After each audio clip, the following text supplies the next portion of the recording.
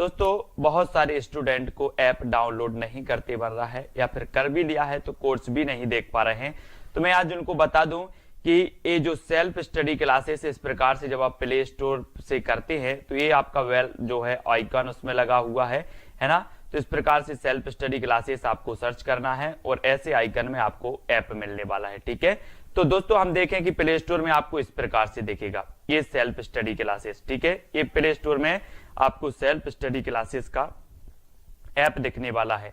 ठीक है, ये इमेज उसमें डली है, ये आइकन, ये लोगो उसमें डला है। ठीक है, अब दोस्तों इसको इंस्टॉल करना है, यहां से आप इंस्टॉल करेंगे। ठीक है, अब इंस्टॉल करेंगे तो वहां पर आपको नंबर मांगेगा, जीमेल नंबर मांगेगा, तो आपको ओटीपी आएगा, तो आप रजिस्टर करके आगे बढ़ेंगे। तो साथियों आज का सेशन स्टार्ट हो चुका है और दोस्तों जिन भी साथियों ने अभी तक सेल्फ स्टडी क्लासेस का ऐप डाउनलोड नहीं किया है, आप सेल्फ स्टडी क्लासेस का ऐप जरूर डाउनलोड करें। दोस्तों आपको क्या करना है, प्ले स्टोर में सर्च करना है सेल्फ स्टडी क्लासेस। ठीक है, तो ये पूरा आपको लिखा मिल जाएगा और ऐप आपको डाउनलोड कर लेना। अगर दोस्तों आप हिंदी साहित्य की तैयारी कर रहे हैं, UK, LT, TGT, PGT, Punjab master cadre या फिर जूनियर टेट एग्जाम की तैयारी कर रहे हैं, तो दोस्तों ये वीडियो आपके लिए है। ये ऐप जो है सेल्फ स्टडी क्लासेस, ये आपके लिए है। ठीक है, तो जिन भी साथियों ने अभी तक वीडियो को लाइक नहीं किया वो जल्दी से लाइक करें और वीडियो को दोस्तों अपने मित्रों तक शेयर जरूर करें। आज हम द्विवेदी युग को पढ़ने वाले, इसके पहले दोस्तों हमने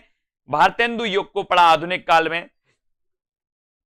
आज अपन द्विवेदी युग को पढ़ेंगे। द्विवेदी युग में आपको बताना है कि द्विवेदी युग का जो नामकरण किया गया वो किसके नाम पर किया गया, ये आपको चयन करना है। ठीक है, तो सभी साथी ऐसे हैं जिन्होंने सेल्फ स्टडी क्लासेस का ऐप डाउनलोड कर लिया है, तो जल्दी जल्दी से फटाफट से उत्तर बताएंगे। द्विवेदी युग नामकरण किया है तो किसने किया है बताइए, है ना, किसके नाम पर किया गया है, ये क्वेश्चन आपको बताना है। तब आपका यहां पर बिल्कुल द्विवेदी युग नामकरण किया गया ये आपसे पूछा गया और आपने बिल्कुल सही आंसर चयन किया है कि महावीर प्रसाद द्विवेदी। महावीर प्रसाद द्विवेदी के नाम पर दोस्तों द्विवेदी युग का नाम पड़ा और महावीर प्रसाद द्विवेदी आपको पता है कि द्विवेदी युग के श्रेष्ठ दोस्तों कवि लेखक माने जाते हैं। और द्विवेदी जो महावीर प्रसाद द्विवेदी हैं ये सरस्वती पत्रिका के क्या बने थे, सरस्वती पत्रिका के दोस्तों ये संपादक बने थे। कब बने थे, 1903 में। और सरस्वती पत्रिका यानी कि दोस्तों 1900 ईस्वी से ही द्विवेदी युग का आरंभ माना जाता है, 1900 ईस्वी से। ठीक है, ये आपको याद रख लेना। द्विवेदी युग का नामकरण महावीर प्रसाद द्विवेदी के नाम पर किया गया। इन्होंने गद्य और पद्य दोनों के लिए खड़ी बोली में सामान्य बोलचाल की भाषा को प्राथमिकता देने की वकालत की। इनके द्वारा दोस्तों रचित, अनुदित व मौलिक 80 ग्रंथ हैं और इनके प्रमुख काव्य संग्रह हैं काव्य मंजूषा, सुमन, काव्य कुंज, अबला विलाप, ये सभी इनकी दोस्तों रचनाएं मानी जाती हैं। ठीक है, ये चीज आपको याद रखना है यहां पर। अब आप पढ़ते हैं अगला क्वेश्चन। अगला क्वेश्चन यहां पर आपको बताना है दोस्तों सैरंध्री के रचनाकार कौन, ये क्वेश्चन आपसे पूछा गया। तो फिलहाल यहां पर तो आपको उत्तर दिख रहा होगा कि सैरंध्री के रचनाकार कौन माने जाते हैं, तो उत्तर है आपका मैथिली शरण गुप्त। ये क्वेश्चन पूछा गया है दोस्तों, सैरंध्री के रचनाकार कौन है। सैरंध्री के रचनाकार मैथिली शरण गुप्त हैं। यह गुप्त जी द्वारा रचित नाटक है। सैरंध्री नाटक किसका है, तो ये मैथिली शरण गुप्त का है।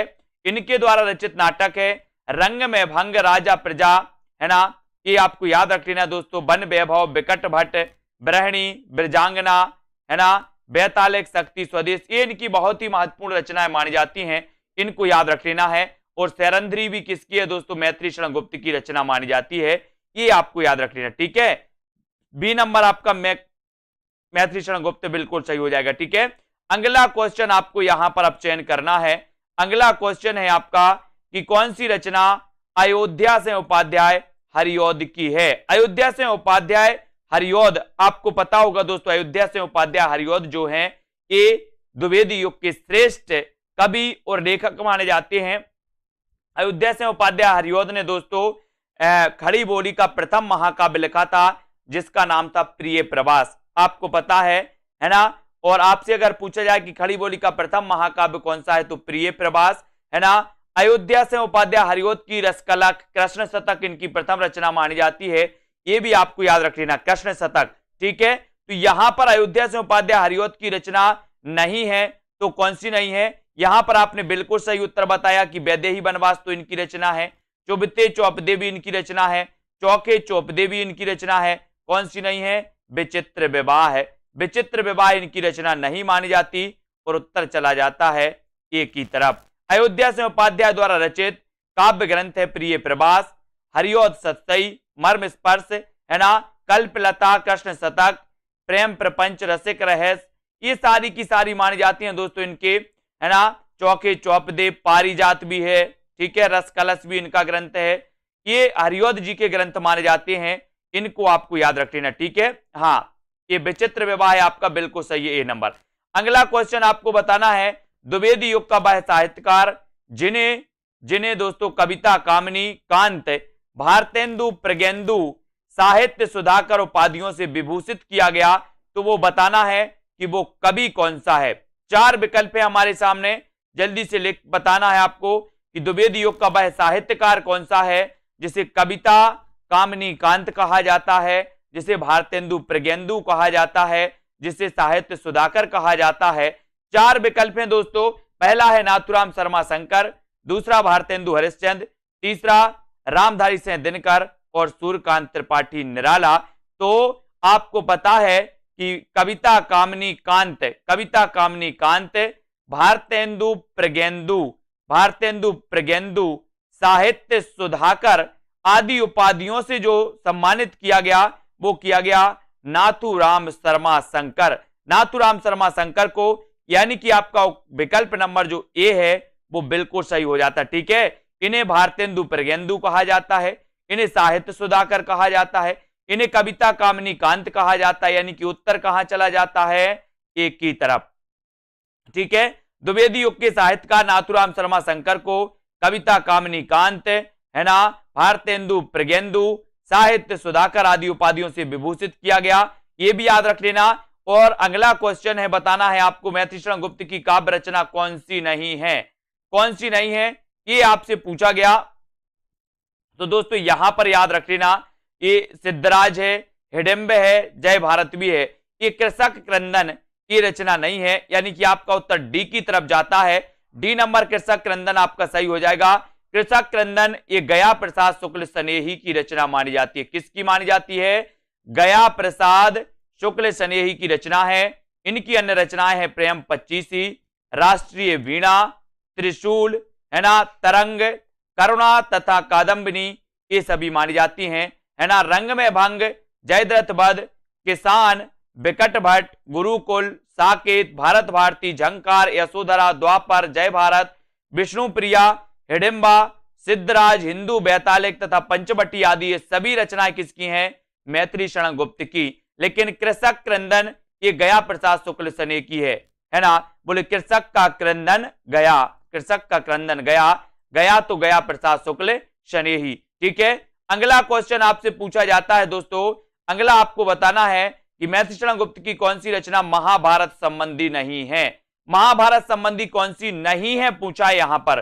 तो वन वैभव नहीं है, शक्ति, सैरंध्री या फिर कव संहार। प्रश्न क्रमांक 6 और 6 में आपको चयन करना है, छठवीं का आंसर क्या हो जाएगा? महाभारत संबंधी नहीं है तो कौन सी नहीं है बताइए। 4 विकल्प है, चौथा विकल्प सैरंध्री है ना, चौथा विकल्प सैरंध्री है। और दोस्तों 3 विकल्प आपको दिख रहे होंगे, वन वैभव, शक्ति, है ना, और दोस्तों कव संहार और सैरंध्री। तो यहां पर आपको इतना याद रखना है कि जो ये शक्ति है, शक्ति ये दोस्तों महाभारत संबंधी नहीं है और उत्तर चला जाता है विकल्प नंबर बी की तरफ, है ना। तो ये बी नंबर आपका बिल्कुल सही है। मैथिलीशरण गुप्त की कौन सी रचना महाभारत संबंधी नहीं है? तो बी नंबर बिल्कुल राइट, है ना, वेरी गुड, बी नंबर आपका सही उत्तर हो जाता है। अब दोस्तों आते हैं अगले प्रश्न की ओर। अगला प्रश्न यहां पर हम देखेंगे कि मैथिलीशरण गुप्त की शक्ति रचना महाभारत संबंधी नहीं, जबकि वन वैभव, वक संहार, सैरंध्री महाभारत संबंधी रचनाएं हैं, ये भी आपको याद रख लेना। अगला क्वेश्चन आपकी स्क्रीन पर है, हरियोधकृत काव्योपवन का प्रकाशन वर्ष क्या है? बहुत बढ़िया प्रश्न है, काव्योपवन। सुरभि जी बिल्कुल, हरियोधकृत काव्योपवन का प्रकाशन वर्ष आपको बताना है। जो भी साथी जूनियर टेट एग्जाम की तैयारी कर रहे हैं, जो भी साथी PGT, TGT, Punjab master cadre exam की तैयारी कर रहे हैं, यूकेएलटी की, वो दोस्तों ऐप डाउनलोड कर लें, प्ले स्टोर में सर्च करें सेल्फ स्टडी क्लासेस, है ना। और जिन भी साथियों को कोर्स में एडमिशन लेना है हिंदी साहित्य के दोस्तों, जूनियर टेट एग्जाम के, मास्टर कैडर एग्जाम के, तो इसकी फीस रखी है दोस्तों अभी आपको 1200 रुपए, ठीक है। तो इस फीस में आप दोस्तों एडमिशन ले सकते हैं और अपनी पढ़ाई को क्रमबद्ध कर सकते हैं। हरियोध कृत काव्योपवन का प्रकाशन वर्ष क्या है, तो उत्तर चला जाता 1909। 1909 यानी सी नंबर, है ना। काव्योपवन सी नंबर 9 आपका बिल्कुल सही हो जाएगा। हरियोध कृत काव्योपवन का प्रकाशन वर्ष 1909 ईस्वी है और हरियोध द्वारा रचित काव्य है प्रिय प्रवास, सभी को पता है। पारिजात, है ना, वैदेही वनवास, कृष्ण शतक इनकी पहली रचना है। प्रेम प्रपंच, चोखे चौपदे, चुभदे चौबदे, है ना। और दोस्तों ये सारी की सारी रचनाएं मानी जाती हैं इनकी अयोध्या से उपाध्याय हरियोध की। अब अगला क्वेश्चन आपको यहां पर चयन करना है, किसके साहित्य को हम सरस्वती और इंदु में जिस प्रयोगात्मक रूप में देखते हैं वही उस साहित्य का असली रूप है। किसके साहित्य को बताइए, 8 का प्रश्न बताना है। किसके साहित्य को हम सरस्वती और इंदु में जिस प्रयोगात्मक रूप में देखते हैं वही उस साहित्य का असली रूप है। भारतेंदु योग, द्विवेदी योग, छायावादी योग या फिर आधुनिक युग। प्रश्न क्रमांक आपका 8 नंबर आपको चयन करना है, 8वां नंबर। प्रश्न क्रमांक 8 में, और 8 में आपका बिल्कुल सही आंसर हो जाएगा द्विवेदी युग। द्विवेदी युग यानी बी नंबर, ठीक है। किसके साहित्य को हम सरस्वती और इंदु में जिस प्रयोगात्मक रूप में देखते हैं वही उस साहित्य का असली रूप है, ये आपका द्विवेदी युग बिल्कुल सही हो जाएगा। बी नंबर आपका बिल्कुल सही हो जाएगा। द्विवेदी युगीन 1900 ईस्वी से 1918 ईस्वी तक साहित्य को हम सरस्वती एवं इंदु में जिस प्रयोगात्मक रूप में देखते हैं वही उस साहित्य का असली रूप है, ठीक है। और सरस्वती पत्रिका का प्रकाशन 1900 ईस्वी, ये आपको याद रख लेना है दोस्तों, ठीक है। आचार्य महावीर प्रसाद द्विवेदी जी इसके ख्याति लब्ध संपादक हुए, ये भी आपको याद रख लेना दोस्तों, है ना। ये सारी चीजें आपको याद रखनी है। अगला क्वेश्चन, खड़ी बोली हिंदी का आधुनिक कालीन प्रथम महाकाव्य कौन सा है। खड़ी बोली हिंदी का आधुनिक कालीन प्रथम महाकाव्य कौन सा माना जाता है। खड़ी बोली हिंदी का आधुनिक कालीन प्रथम महाकाव्य कौन सा माना जाता है। या ऐसे भी क्वेश्चन आ सकता है कि खड़ी बोली का प्रथम महाकाव्य कौन सा है, ऐसे भी घुमा के पूछ लिया है आपसे कि खड़ी बोली हिंदी का आधुनिक कालीन प्रथम महाकाव्य कौन सा है, बताइए। 4 विकल्प हमारे पास हैं और सभी को लगभग पता है कि खड़ी बोली हिंदी का जो प्रथम महाकाव्य है वो महाकाव्य है प्रिय प्रवास। कौन सा है, प्रिय प्रवास। खड़ी बोली हिंदी का आधुनिक कालीन प्रथम महाकाव्य प्रिय प्रवास, सन 1914 ईस्वी में अयोध्या से उपाध्याय हरियोध द्वारा रचित 17 सर्गों का प्रबंध काव्य है। प्रिय प्रवास का सर्वप्रथम नाम ब्रजांगना विलाप था। यह संपूर्ण काव्य संस्कृत के वर्ण वृत्तों पर आधारित है। इस प्रबंध काव्य में कृष्ण के बचपन से लेकर मथुरा प्रस्थान तक का वर्णन है ना। इसमें कितने सर्ग हैं, 17 सर्ग हैं, ये याद रख लेना हरियोध जी के प्रिय प्रवास में, इसको सभी याद रखेंगे। विख्यात जीवन व्रत हमारा लोक हित एकांत था, आत्मा अमर है देह नश्वर ए अटल सिद्धांत था। उपर्युक्त पंक्तियां किस कृति में संग्रहित हैं, बताइए किस कृति में संग्रहित हैं। विख्यात जीवन व्रत हमारा कौन सी कृति में संग्रहित है दोस्तों, ये 4 विकल्प आपको चयन करना है। तो विख्यात जीवन व्रत हमारा लोक हित एकांत था और आत्मा अमर है देह नश्वर ए अटल सिद्धांत था। उपर्युक्त पंक्तियां किस कृति में संग्रहित हैं, तो 4 विकल्प हैं, साकेत, है ना, सिद्धराज, भारत भारती या फिर इनमें से कोई नहीं। तो अब आपका राइटिंग सही हो जाएगा, उत्तर जो हो जाएगा सही वो हो जाएगा भारत भारती। भारत भारती में ये दोस्तों विख्यात जीवन व्रत हमारा लोक हित एकांत था, आत्मा अमर है देह नश्वर यह अटल सिद्धांत था। ये जो पंक्तियां हैं ये भारत भारती की पंक्तियां हैं और भारत भारती के रचनाकार कौन है, मैथिली शरण गुप्त, है ना, याद रख लेना। राष्ट्रीय काव्यधारा की रचना है, इसी रचना की प्रसिद्धि के कारण उन्हें राष्ट्र कवि की संज्ञा भी दी गई, ये भी आपको पता होगा, है ना। उपर्युक्त पंक्ति भारत भारती में संग्रहित है। 1912 ईस्वी में रचित भारत भारती ग्रंथ के लेखक मैथिली शरण गुप्त हैं। याद रख लेना, मैथिली शरण गुप्त का उपनाम कभी अगर आपसे पूछा जाए तो इनका उपनाम मधुप था। क्या नाम उपनाम था? इनका उपनाम था दोस्तों मधुप। किसका? मैथिली शरण गुप्त का। और इन्हें दद्दा भी कहते थे। क्या? दद्दा। ठीक है, ये राष्ट्रकवि थे। राष्ट्रकवि इन्हें दोस्तों मैथिली शरण गुप्त की जो भारत भारती, इसकी प्रसिद्धि के कारण महात्मा गांधी ने राष्ट्रकवि की उपाधि दी थी, है ना। और इनका उपनाम क्या था? मधुप। और दद्दा भी इनका उपनाम था। कभी अगर एग्जाम में आ जाए तो छोड़ना नहीं। द्विवेदी युग की कविता है तो कौन सी है? उपदेशात्मक एवं इतिवृत्तात्मक कविता है ना। प्रकृति चित्रात्मक है, नव जागरण परक है, या फिर नारी चेतनात्मक है? बताइए। प्रश्न क्रमांक आपका 11 है। 11 में द्विवेदी युग की कविता बताना है। कविता है तो किस प्रकार की है, या कविता की विशेषता है तो वो किस प्रकार की विशेषता है? द्विवेदी युग की कविता है तो आपका सही उत्तर हो जाएगा उपदेशात्मक एवं इतिवृत्तात्मकता, है ना। इतिवृत्तात्मक यानी ए नंबर आपका बिल्कुल सही है ना। द्विवेदी युग की कविताओं में उपदेशात्मक एवं इतिवृत्तात्मक प्रमुख रूप से पाया जाता है। इतिवृत्तात्मक का नहीं होता है दोस्तों वस्तु वर्णन, है ना। और द्विवेदी युग को जागरण सुधार काल भी कहा जाता है। ये क्वेश्चन कई बार आया है कि जागरण सुधार काल किसे कहा जाता है? जागरण सुधार काल किसे कहा जाता है? ठीक है, तो आपको बताना है कि वो कहा जाता है द्विवेदी युग को। ठीक है, अगला है मैथिली शरण गुप्त ने इतिहास के उपेक्षित नारी पात्र को निम्न पुस्तक में प्रतिष्ठित किया, है ना। इतिहास के उपेक्षित नारी पात्र को किस पुस्तक में प्रतिष्ठित किया? बताइए। भारत भारती में, रंग में भंग, या फिर द्वापर, या फिर साकेत में? आपको पता है दोस्तों, है ना। बोले सर राम के साथ तो सीता वनवास गई थी, है ना, लेकिन लक्ष्मण के साथ उर्मिला नहीं गई थी। और ये इतिहास उपेक्षित नारी मानी जाती हैं दोस्तों, है ना, कि राम की सीता और राम का वियोग तो सबने देखा, लेकिन उर्मिला और लक्ष्मण का वियोग किसी ने नहीं देखा। यानी कि इतिहास के उपेक्षित नारी पात्र को निम्न पुस्तक में प्रतिष्ठित किया गया, तो वो पुस्तक है साकेत, है ना। साकेत मैथिली शरण गुप्त जी का महाकाव्य है और ये राम काव्य पर आधारित महाकाव्य माना जाता है दोस्तों, याद रख लेना। और इसमें कितने सर्ग हैं? तो साकेत में 12 सर्ग हैं, ये भी आपको याद रख लेना। ठीक है, और मैथिली शरण गुप्त ने इतिहास की उपेक्षित नारी पात्र उर्मिला लक्ष्मण की पत्नी को साकेत नामक पुस्तक में प्रतिष्ठित किया। हिंदी साहित्य में रामचरितमानस के बाद राम काव्य का दूसरा स्तंभ मैथिली शरण गुप्त कृत साकेत है ना। और भारत भारती, रंग में भंग, द्वापर, यशोधरा, पंचवटी, बिकट भट्ट, ये बिकट आया, बिकट भट्ट कई बार एग्जाम में पूछी गई ये रचना। झंकार, विष्णु प्रिया भी पूछी गई, किसकी रचना है? ये भी मैथिली शरण गुप्त की मानी जाती है ना। अब दोस्तों यहां पर आपको बताना है क्या हो जाएगा।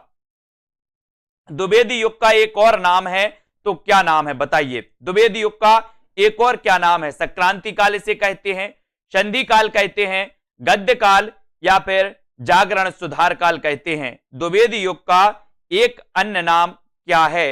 प्रश्न क्रमांक 13 में आपको उत्तर चयन करना है। द्विवेदी युग का एक अन्य नाम आपको बताना है और उत्तर चला जाता है जागरण सुधार काल। जागरण सुधार काल यानी आपका जो सी नंबर है जागरण सुधार काल, वो बिल्कुल सही है। द्विवेदी युग का एक और नाम जागरण सुधार काल है। यह नाम डॉक्टर नगेंद्र द्वारा दिया गया, जबकि डॉक्टर रामकुमार वर्मा ने आदि काल को संधि काल या चारण काल नाम दिया, है ना। ये तो रामकुमार वर्मा की थी। आचार्य शुक्ल ने आधुनिक काल को गद्य काल कहा। एक क्वेश्चन भी कई बार आया है। ठीक है, अब दोस्तों यहां पर द्विवेदी युगीन साहित्य में किस प्रवृत्ति की प्रमुखता नहीं है? द्विवेदी युगीन साहित्य में किस प्रवृत्ति की प्रमुखता नहीं है? तो गद्यात्मकता की, काव्यात्मकता की, इतिवृत्तात्मकता की, या फिर वैचारिकता की? द्विवेदी युगीन साहित्य में किस प्रवृत्ति की प्रमुखता नहीं है? बताइए। द्विवेदी युगीन साहित्य में किस प्रवृत्ति की प्रमुखता नहीं है, ये उत्तर आपको बताना है। तो द्विवेदी युगीन साहित्य में किस प्रवृत्ति की प्रमुखता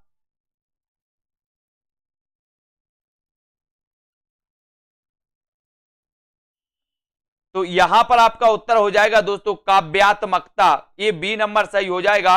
यहां पर ये डी नहीं होगा, काव्यात्मकता आपका बिल्कुल सही हो जाएगा क्योंकि इतिवृत्तात्मकता की प्रमुख विशेषता मानी जाती है ना। तो ये बी नंबर आपका बिल्कुल सही है। गद्यात्मकता, वैचारिकता द्विवेदी युग प्रधान प्रवृत्तियां रही हैं। गद्यात्मकता भी रही है, वैचारिकता भी रही है ना, इतिवृत्तात्मकता भी रही है। नहीं रही तो कौन सी नहीं रही? काव्यात्मकता नहीं रही। और बी नंबर आपका बिल्कुल सही हो जाता है, बी नंबर, ठीक है। वी राइट आंसर हो जाएगा, काव्यात्मकता, ठीक है। राजपूतियान की कथा है तो कौन सी है? किस रचना में राजपूतियान की कथा है, ये आपको बताना है। उत्तर क्या हो जाएगा? सभी लोग बताएंगे।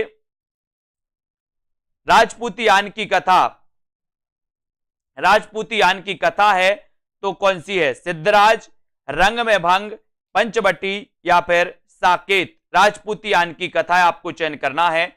बताइए, प्रश्न क्रमांक है आपका, है ना, यहां पर दोस्तों 15, और 15 में राजपूतियान की कथा कौन सी रही? ये 4 विकल्प में से एक विकल्प का आपको चयन करना। और आपने बिल्कुल सही आंसर बताया कि सर रंग में भंग ये राजपूतियान की कथा रही है, यानी कि बी नंबर आपका बिल्कुल सही हो जाएगा। मैथिली शरण गुप्त इसके रचनाकार हैं, रंग में भंग, है ना। अब यहां पर आते अगला क्वेश्चन अपना है, यहां पर राजपूतियान की कथा रंग में भंग, है ना, काव्य में समाहित है। रंग में भंग काव्य ग्रंथ की रचयिता मैथिली शरण गुप्त हैं, है ना। आचार्य रामचंद्र शुक्ल ने गुप्त जी को सामंजस्यवादी कवि कहा है, रामचंद्र शुक्ल ने कहा, ठीक है। और गुप्त जी ने स्वयं को कौटुंबिक कवि मात्र कहा। इन्हें भारत भारती लिखने पर महात्मा गांधी ने राष्ट्र कवि की उपाधि दी। इनके द्वारा रचित अन्य काव्य ग्रंथ हैं दोस्तों, जयद्रथ वैद्य इनकी रचना है ना। किसान इनकी रचना है, किसान, है ना, किसान भी इनकी रचना है। विकट भट्ट इनकी रचना है। यशोधरा, भारत भारती, साकेत, गुरुकुल, है ना। विष्णु प्रिया, एक कई बार पूछी गई, विष्णु प्रिया की रचनाकार कौन है? तो ये भी आपको याद रख लेना। साकेत की कथा का मुख्य संबंध किसके चरित्र विकास से जुड़ा है? ये आपको चयन करना है। करिए, 4 विकल्प हैं और साकेत का मुख्य संबंध बताना है किसके चरित्र विकास से जुड़ा है। राम और सीता के, लक्ष्मण और उर्मिला के, भारत और मांडवी के, या फिर लक्ष्मण और सीता के? तो साकेत की कथा का मुख्य जो संबंध है वो किसके चरित्र से के विकास से जुड़ा है? सभी लोग लाइक जरूर कर देंगे। और जिन भी साथियों ने अभी तक self study classes app download नहीं किया है वो प्ले स्टोर में सर्च करें सेल्फ स्टडी क्लासेस, है ना, और ऐप डाउनलोड कर लें। जिन भी साथियों को एडमिशन लेना है कोर्स में हिंदी साहित्य, हिंदी व्याकरण के, जहां पर आपको टॉपिक वाइज टेस्ट भी मिलेंगे, जहां पर आपको हिंदी व्याकरण भी पढ़ाई जाएगी, जहां पर आपको हिंदी साहित्य भी, विस्तृत अध्ययन प्लस की वीडियो भी आपको पढ़ाए जाएंगे, है ना। तो साकेत की कथा का मुख्य संबंध किसके चरित्र विकास से जुड़ा है? तो वो जुड़ा है लक्ष्मण और उर्मिला, यानी कि बी नंबर आपका बिल्कुल सही है। साकेत में हम पढ़ते हैं दोस्तों कि 1931 की तो ये रचना है साकेत, है ना। साकेत गुप्त जी की सर्वश्रेष्ठ रचना है। इसे महाकाव्यों की श्रेणी में रखा गया। इसकी कथा साकेत को केंद्र बनाकर लिखी गई, है ना। और इसकी कथा वस्तु राम और सीता का ना होकर दोस्तों उर्मिला और लक्ष्मण की है। अगला क्वेश्चन है कि मैथिली शरण गुप्त द्वारा रचित जयद्रथ वध क्या है? महाकाव्य है, खंड काव्य है, प्रबंध काव्य है, या फिर इनमें से कोई नहीं? ये आपको बताना है। प्रश्न क्रमांक 17 का आंसर आपको चयन करना है। 17 का आंसर क्या हो जाएगा? और यहां पर मैथिली शरण गुप्त द्वारा रचित जयद्रथ वध ये क्या है? ये क्या देख, ये बोलो खंड काव्य है। क्या है? खंड काव्य। ये दोस्तों प्रबंध काव्य के 2 भेद होते हैं। प्रबंध काव्य के एक भेद होता है महाकाव्य, एक होता है खंड काव्य। यहां खंड काव्य दिया है, हम खंड काव्य ही लगाएंगे, ठीक है। सी नंबर लगाएंगे, सी नंबर खंड काव्य है, ठीक है। मैथिली शरण गुप्त द्वारा रचित जयद्रथ वध एक खंड काव्य है। किसी महाकाव्य के आंशिक रूप का अनुसरण करने वाली विधा दोस्तों क्या कहलाती है? एक खंड काव्य कहलाती है, ठीक है। इसको याद रखेंगे। मैथिली शरण गुप्त द्वारा रचित जयद्रथ वध में महाभारत के अर्जुन द्वारा जयद्रथ के वध किए जाने की घटना का इसमें वर्णन किया गया है ना। अब अगला क्वेश्चन आपको यहां पर बताना है कि दिवस का अवसान समीपता, गगनता कुछ लोहित हो चला, है ना, तरु शिखा पर थी अब गरजती कमलनी, कुल कब बल्लभ की प्रभा। ये कई बार पूछा गया दोस्तों, दिवस का अवसान समीपता। ये दिवस का अवसान समीपता, ये पंक्ति आपको बताना है कि पंक्ति किससे है दोस्तों? आंसू से है, परिवर्तन से, किसान से, या प्रिय प्रवास से? यानी कि किस रचना से लिया गया है? बताइए, ये पंक्ति किस रचना से ली गई है, ये बताना है। प्रश्न क्रमांक 18 में दिवस का अवसान समीप था, है ना, गगन था कुछ लोहित हो चला, तरु शिखा पर थी अब राजती कमलिनी, है ना। ये क्वेश्चन कई बार आया। और दिवस का अवसान समीप था, बोले किसके दिवस का? बोले प्रिय प्रभास, प्रिय के प्रभास का दिवस का अवसान समीप था। याद रख लेना, प्रिय प्रभास आपका सही होगा। प्रिय प्रभास खड़ी बोली का प्रथम महाकाव्य, है ना। इसमें 17 सर्ग हैं प्रिय प्रभास में, ये भी याद रख लेना। और ये दोस्तों किसकी रचना है? अयोध्या से उपाध्याय हरिऔध, है ना। उक्त काव्य पंक्तियों का संबंध दोस्तों द्विवेदी युग के श्रेष्ठ कवि माने जाते हैं अयोध्या से उपाध्याय हरिऔध, और इन्हें कवि सम्राट कहा जाता है। किसे, अगर आपसे कभी पूछा जाए कि कवि सम्राट किसे कहा जाता है, तो अयोध्या से उपाध्याय हरिऔध को। इन्होंने दोस्तों निःशुल्क नागरिक प्रचारणी सभा और साहित्य की सेवा के लिए इन्हें कवि सम्राट की उपाधि दी गई थी, है ना। 1914 ईस्वी में रचित प्रिय प्रभास 17 सर्ग इसमें माने जाते हैं। इसको आपको याद रख लेना दोस्तों। और यहां पर अगला क्वेश्चन आपको बताना है कि द्विवेदी जी ने किस भाषा को कविता के सिंहासन से उतारकर खड़ी बोली को प्रतिष्ठित करने में काफी योगदान दिया? तो बताइए, 4 विकल्प हैं, फारसी भाषा, संस्कृत भाषा, ब्रज भाषा या फिर पाली भाषा। किस भाषा को उतारकर दोस्तों खड़ी बोली को प्रतिष्ठित करने में काफी योगदान दिया? वो ऐसे दोस्तों कवि कौन थे, ऐसे लेखक कौन थे? तो वो लेखक कौन थे दोस्तों, ये भी आपको पता है कि वो महावीर प्रसाद द्विवेदी थे। लेकिन किस भाषा को उतारा था इन्होंने? तो ब्रज भाषा को दोस्तों सिंहासन से उतारकर, कविता के सिंहासन से उतारकर खड़ी बोली को प्रतिष्ठित करने वाले जो आचार्य थे वो द्विवेदी, है ना, आचार्य महावीर प्रसाद द्विवेदी थे। तो ये आपको याद रख लेना है कि द्विवेदी जी ने ब्रज भाषा को कविता के सिंहासन से उतारकर खड़ी बोली को प्रतिष्ठित करने में काफी योगदान दिया। Fort William college, Bharatendu Harishchandra तथा समकालीन साहित्यकारों के अतिरिक्त प्रयास से भारतेंदु युग तक खड़ी बोली गद्य, है ना, में प्रतिष्ठित हो गई थी दोस्तों। ये भी आपको याद रख लेना, ठीक है। अगले क्वेश्चन की ओर बढ़ेंगे। भाषा के रूप में स्थापित हो चुकी थी, परंतु कविता की भाषा अब भी ब्रज भाषा ही बनी रही, है ना। चिरगांव किस कवि का जन्म स्थान है? चिरगांव जिला झांसी, बताइए, चिरगांव जिला झांसी किस कवि का जन्म स्थान है? माखनलाल चतुर्वेदी का, मैथिली शरण गुप्त, सुमित्रा कुमारी चौहान या फिर सुमित्रा नंदन पंत? चिरगांव किस कवि का जन्म स्थान है, ये आपको बताना है। प्रश्न क्रमांक है आपका 20 का आंसर आपको बताना है कि चिरगांव किस कवि का जन्म स्थान माना जाता है। माखनलाल चतुर्वेदी का तो नहीं है, किसका है बताइए। और उत्तर आपका बिल्कुल सही आंसर हो जाएगा कि सर चिरगांव जिला झांसी, चिरगांव में जन्म हुआ था राष्ट्र कवि मैथिली शरण गुप्त का, राष्ट्र कवि मैथिली शरण गुप्त का, जिनकी रचना भारत भारती के लिए 1912, ये दोस्तों 1912 की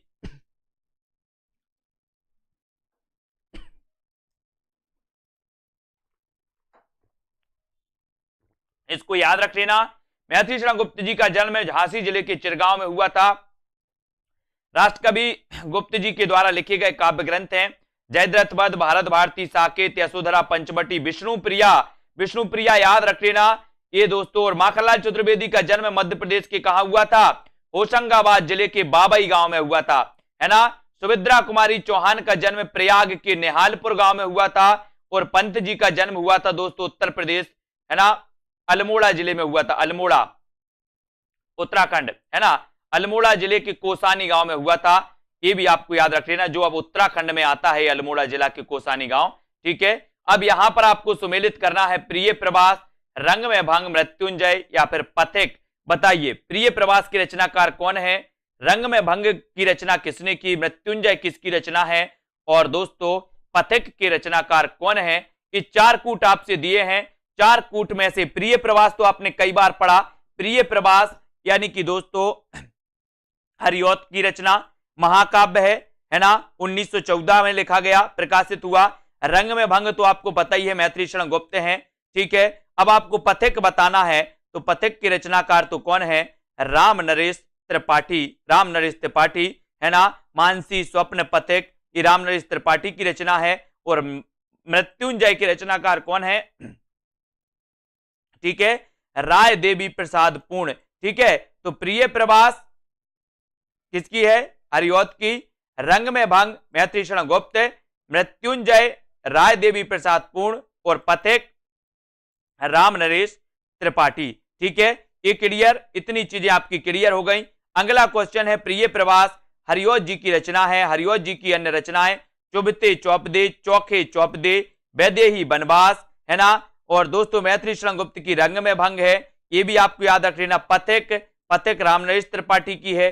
ठीक है, मृत्युंजय राय देवी प्रसाद पूर्ण की रचना कई बार पूछी गई। अब दोस्तों यहां पर आपसे रचना काल की दृष्टि से पूछा गया कि रचना काल की दृष्टि, रचना क्रम की दृष्टि से बताइए कृतियों का सही अनुक्रम क्या है। अगर आपको दिख रहा हो तो आप जरूर बताइएगा। प्रश्न क्रमांक रचना काल की दृष्टि से कृतियों का सही अनुक्रम बताना है, तो चयन करिए रचना काल की दृष्टि से। और रचना काल की दृष्टि से इसका सही जो उत्तर है दोस्तों, रचना काल की दृष्टि से, सभी लोग वीडियो को लाइक जरूर कर दिएगा।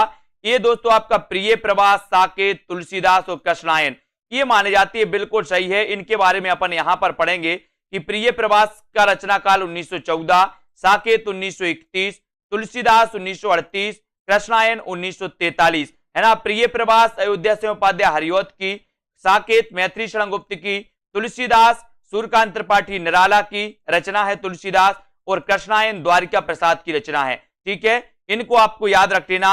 और दोस्तों आपको पता है कि हिंदी में रामचरितमानस के बाद राम काव्य का जो दूसरा स्तंभ माना जाता है वो साकेत महाकाव्य माना जाता है।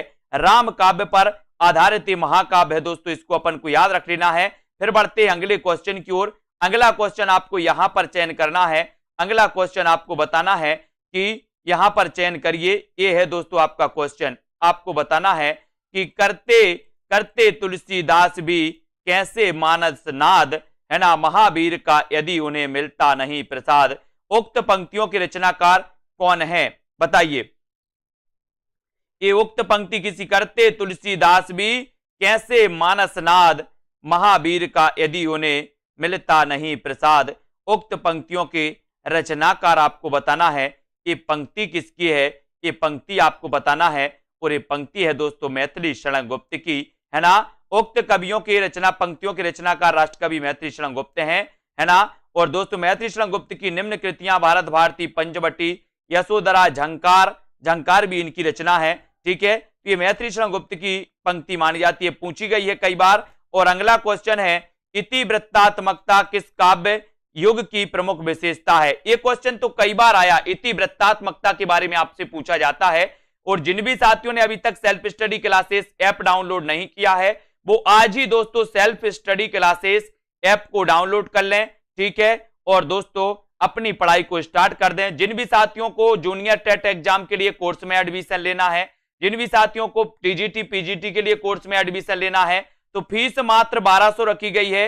1 साल तक वैलिड रहेगा ये आपका कोर्स, है ना। तो आप अध्ययन कर सकते हो। इतिवृत्तात्मकता किस युग की प्रमुख विशेषता है, उत्तर चला जाता है द्विवेदी युग की, है ना। इतिवृत्तात्मकता मतलब होता है वस्तु वर्णन, है ना। और वस्तु वर्णन द्विवेदी युग की प्रमुख विशेषता है, जिसकी सबसे मुख्य विशेषता देशभक्ति एवं राष्ट्रीय जागरण का उद्दीप्त स्वर माना जाता है। अगला क्वेश्चन आपकी स्क्रीन पर है साथियों, वैदेही बनवास के लेखक कौन है, आपको चयन करना है। 25 का उत्तर आपको बताना है, वैदेही बनवास। और अपन ने पढ़ी है दोस्तों, है ना, कौन कौन सी पढ़ी है, पारिजात पढ़ ली, कृष्ण शतक पढ़ ली, रसकलश पढ़ ली, प्रिय प्रवास पढ़ ली, वैदेही बनवास पढ़ ली, चौके चौपदे पढ़ ली, चुभते चौपदे पढ़ ली।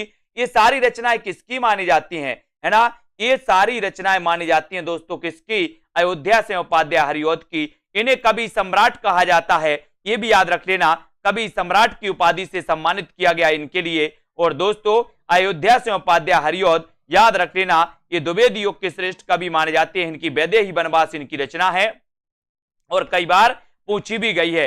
आधुनिक हिंदी कविता में द्विवेदी युग का समय बताना है, द्विवेदी युग की सीमा बताना है दोस्तों। द्विवेदी युग का काल क्या था, इसका चयन आपको करना है। सभी लोग राइट जरूर कर देना, सभी लोगों को राइट जरूर करना है। ठीक है, और दोस्तों है ना, पूरा आपको राइट यहां पर करना है। ठीक है, तो आधुनिक हिंदी कविता में द्विवेदी युग का काल सीमा कब तक माना जाता है, ये उत्तर आपको बताना है। जल्दी से बताएं अनीता जी, एक ही प्रश्न में थोड़ी बैठे रहेंगे अपन लोग, है ना। बताइए आधुनिक हिंदी कविता में द्विवेदी युग का काल सीमा कब तक माना जाता है। जितना आपके लिए इंपॉर्टेंट होता है वो आपको बताया जाता है। ठीक है, और जिनको एक्स्ट्रा पढ़ना है वो बुक से भी पढ़ सकते हैं। आधुनिक हिंदी कविता में द्विवेदी युग का काल सीमा कब तक माना जाता है, तो वो माना जाता है 1900 से दोस्तों, यहां पर विकल्पानुसार जो है वो 1900 से 1918, वैसे 1900 से 1920 भी माना जाता है। याद रख लेना, क्योंकि 1918 से छायावाद का उदय हो जाता है, इसलिए विकल्पानुसार अपन उत्तर लगाएंगे 1900 से 1918, यानी कि डी नंबर। ठीक है, इसको याद रख लेना। अगला क्वेश्चन, इनमें से कौन सा कवि द्विवेदी युग का है, ये प्रश्न क्रमांक 27 का आंसर बताना है। द्विवेदी युग का कवि कौन सा है, ये बताइए। बद्रीनारायण चौधरी प्रेमघन, राधा कृष्णदास, है ना, जसवंत सिंह, गया प्रसाद शुक्ल स्नेही। प्रश्न क्रमांक 27 बताइए, द्विवेदी युग का है तो कौन सा है, इनमें से कौन सा कवि द्विवेदी युग का है, ये आपको चयन करना है। तो द्विवेदी युग का कवि कौन सा है, बद्रीनारायण चौधरी प्रेमघन है क्या, है ना, राधा कृष्णदास है, जसवंत सिंह है, या फिर गया प्रसाद शुक्ल स्नेही। द्विवेदी युग का कवि कौन सा है, 4 विकल्प हैं। सेल्फ स्टडी क्लासेस ऐप जरूर डाउनलोड करना है आपको साथियों, है ना, और आपको विस्तृत अध्ययन पढ़ना है, ट्रिक से पढ़ना है, टॉपिक वाइज टेस्ट भी लगाना है। तो एक ही कोर्स में आपको ये सब कुछ मिलने वाला है। मात्र एक कोर्स आपको 1200 रुपए में दोस्तों एडमिशन इसमें आप ले सकते हो, कभी भी ले सकते हो। और द्विवेदी युग का कभी आपसे पूछा गया तो आपने बता दिया गया प्रसाद शुक्ल स्नेही, और उत्तर चला जाता है डी की तरफ। डी नंबर आपका बिल्कुल सही हो जाता है। ये द्विवेदी युग के कवि माने जाते हैं, कौन, गया प्रसाद शुक्ल स्नेही जी। इनको अपन को याद रख लेना है। और यहां पर दोस्तों याद रख लेना है, बद्रीनारायण चौधरी की बात करें तो इनका पूरा नाम था बद्रीनारायण चौधरी प्रेमघन, है ना। और दोस्तों आपको पता है कि ये प्रेमघन का जन्म हुआ था 1855 में, आपको पता होगा, है ना। राधा कृष्णदास का 1865 में। भारतेंदु युग के ये कवि माने जाते हैं, जबकि गया प्रसाद शुक्ल स्नेही 1883, यानी कि ये द्विवेदी युग के कवि माने जाते हैं। इनको भी याद रख लेना। जसवंत सिंह तो आपको पता ही है, इनकी भाषा भूषण रचना है और ये रीतिकाल के कवि हैं। ठीक है, अब अगला क्वेश्चन है, चौपट चपेट और मयंक मंजरी। चौपट चपेट और मयंक मंजरी नाटकों के रचनाकार कौन है, बताइए। चौपट चपेट और मयंक मंजरी, बढ़िया प्रश्न है। चौपट चपेट मयंक मंजरी नाटकों के रचनाकार आपको चयन करना है। किशोरीलाल गोस्वामी है, बाबू राम कृष्ण वर्मा है ना, या फिर मथुरा प्रसाद चौधरी, या फिर रूप नारायण पांडे हैं। तो चौपट चपेट और मयंक मंजरी के रचनाकार आपको बताना है। तो चौपट चपेट, बोले सर चपेटा खेलते हैं, किशोर किशोरियां चपेटा, आपने देखा होगा गांव में, है ना, एक खेल होता है चपेटा, है ना। तो चपेटा और मयंक मंजरी ये किशोरीलाल गोस्वामी जी के नाटक माने जाते हैं, और उत्तर चला जाता है आपका एक ही तरफ। ये नंबर आपका बिल्कुल सही हो जाता है। ठीक है, फिर अगला क्वेश्चन यहां पर आता है दोस्तों। अगला क्वेश्चन आपको बताना होता है कि द्विवेदी युग के सर्वश्रेष्ठ प्रगीतकार कौन माने जाते हैं। द्विवेदी युग के सर्वश्रेष्ठ प्रगीतकार कौन माने जाते हैं, रूपनारायण पांडे, लोचन प्रसाद पांडे, मुकुटधर पांडे, या फिर इनमें से कोई नहीं। द्विवेदी युग के सर्वश्रेष्ठ बताना है, द्विवेदी युग के सर्वश्रेष्ठ प्रगीतकार कौन माने जाते हैं। प्रश्न क्रमांक 29 और 29 द्विवेदी युग के दोस्तों सर्वश्रेष्ठ प्रगीतकार माने जाते हैं मुकुटधर पांडे। कौन माने जाते हैं, मुकुटधर पांडे, यानी कि आपका सी बिल्कुल सही है। और मुकुटधर पांडे को आचार्य रामचंद्र शुक्ल ने छायावाद का प्रवर्तक माना, है ना। मुकुटधर पांडे ने छायावाद शब्द का सबसे पहले प्रयोग किया। मुकुटधर पांडे ने स्वच्छंदतावाद शब्द का सबसे पहले प्रयोग किया। स्वच्छंदतावाद के प्रवर्तक माने जाते श्रीधर पाठक, लेकिन स्वच्छंदतावाद शब्द का सबसे पहले प्रयोग करने वाले जो हैं वो कौन है, मुकुटधर पांडे, है ना। और मुकुटधर पांडे द्विवेदी युग के सर्वश्रेष्ठ प्रगीतकार भी माने जाते हैं, ये चीज भी आपको याद रख लेना। और हिंदी साहित्य में द्विवेदी युग के सर्वश्रेष्ठ प्रगीतकार मुकुटधर पांडे माने जाते हैं। एक अर्थों में इन्हें छायावाद का जनक भी कहा जाता है। कानन कुसुम एवं पूजा के फूल इनकी प्रसिद्ध कृतियां हैं। रस कलश किसकी रचना है, ये उत्तर आपको बताना है दोस्तों, यानी कि रस कलश के रचनाकार कौन है, ये आपको चयन करना है। प्रश्न क्रमांक 30 का आंसर श्रीधर पाठक, अयोध्या सिंह उपाध्याय हरिऔध, गया प्रसाद शुक्ल स्नेही, या फिर मैथिली शरण गुप्त। रस कलश किसकी रचना है, ये सभी लोग आंसर बताना है। कुरैशी जी बताइए, रस कलश के रचनाकार कौन है। आपको पता है कि कृष्ण शतक दोस्तों, कृष्ण शतक अयोध्या सिंह उपाध्याय हरिऔध की पहली रचना मानी जाती, कौन सी, कृष्ण शतक। और ये जो रस कलश है ये भी रचना किसकी है, अयोध्या सिंह उपाध्याय हरिऔध की। इनकी रचना, ये रचनाएं दी है रस कलश के रचनाकार है ना, अयोध्या से उपाध्याय हरिऔध, गुणवंत हेमंत श्रीधर पाठक की, भारत भारती मैथिली शरण गुप्त, प्रेम पचेसी गया प्रसाद शुक्ल सनेही की है, हरिऔध श्रीधर पाठक तथा मैथिली शरण गुप्त आदि ये द्विवेदी है ना मंडल के कवि माने जाते, द्विवेदी युग के कवि माने जाते। ठीक है, मैथिली शरण गुप्त की प्रतिभा का विकास सर्वाधिक किस साहित्य के रूप में देखने को मिलता है, ये बताना है दोस्तों। मैथिली शरण गुप्त की प्रतिभा का विकास सर्वाधिक किस साहित्य के रूप में देखने को मिलता है, ये आपको चयन करना है। सभी लोग आंसर चयन करेंगे और उत्तर आपका क्या हो जाएगा, उत्तर का आपको बताना है। और मैथिली शरण गुप्त की प्रतिभा का विकास सर्वाधिक किस साहित्य रूप में देखने को मिलता है, तो वो मिलता है प्रबंधकार के रूप में। प्रबंधकार के रूप में यानी बी नंबर आपका बिल्कुल सही है, बी नंबर बिल्कुल सही हो जाएगा प्रबंधकार के रूप में। इसको याद करेंगे है ना। मैथिली शरण गुप्त की प्रतिभा का विकास सर्वाधिक प्रबंधकार के रूप में हिंदी साहित्य में देखने को मिलता है। ठीक है, रंग में भंग 1909, जयद्रथ वध, किसान, विकट भट्ट, गुरुकुल, साकेत, भारत भारती, झंकार, यशोधरा, द्वापर, जय भारत, पंचवटी, हिडिंबा, विष्णु प्रिया, ये सारी की सारी रचनाएं किसकी मानी जाती हैं, मैथिली शरण गुप्त की। इन रचनाओं को याद करना है दोस्तों। मैथिली शरण गुप्त की कौन सी रचना नायिका प्रधान नहीं है, ऐसे भी क्वेश्चन आते हैं, नायिका प्रधान कौन सी रचना नहीं है, ये आपको बताना है। पंचवटी नहीं है, विष्णु प्रिया नहीं है, या फिर यशोधरा या साकेत नहीं है। इसका उत्तर सभी लोग बताएंगे, चयन करें सभी लोग, क्या हो जाएगा। मैथिली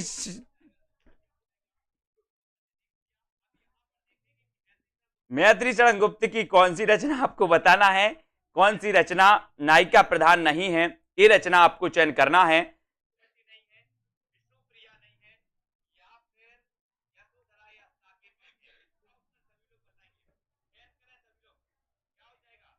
तब आपका बिल्कुल सही है, मैथिली शरण गुप्त की कौन सी रचना नायिका प्रधान नहीं है, उत्तर सही है दोस्तों पंचवटी। ठीक है,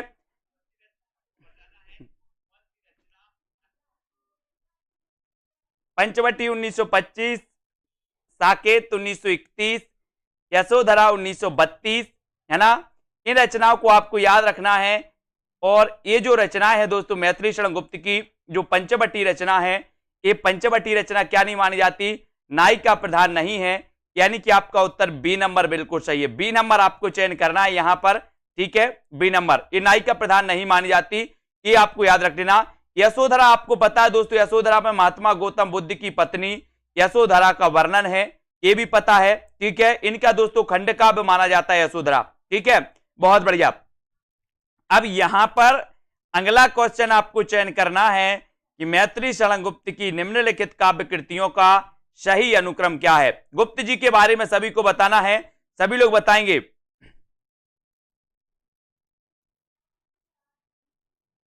बताइए, मैथिली शरण गुप्त की काव्य कृतियों का सही अनुक्रम आपको चयन करना है, बताइए। हर्षदीप जी, सुरेंद्र हेरवाल जी, रतन जी, सरोज जी, दारसू जी, खुरेसी जी, हाँ चयन करेंगे सभी लोग। उत्तर क्या हो जाएगा, मैथिली शरण गुप्त की निम्नलिखित काव्य कृतियों का सही अनुक्रम आपको चयन करना है। क्या उत्तर सही हो जाएगा। मैथिली शरण गुप्त की निम्नलिखित काव्य कृतियों का सही अनुक्रम आपको बताना है। तो दोस्तों सबसे पहले इनकी पंचवटी, साकेत, यशोधरा और द्वापर ये रचनाएं आती हैं। पंचवटी, साकेत, यशोधरा और द्वापर रचना आती है। यहां पर याद रखना है दोस्तों, इनकी पंचवटी रंग में भंग 1909 मानी जाती है।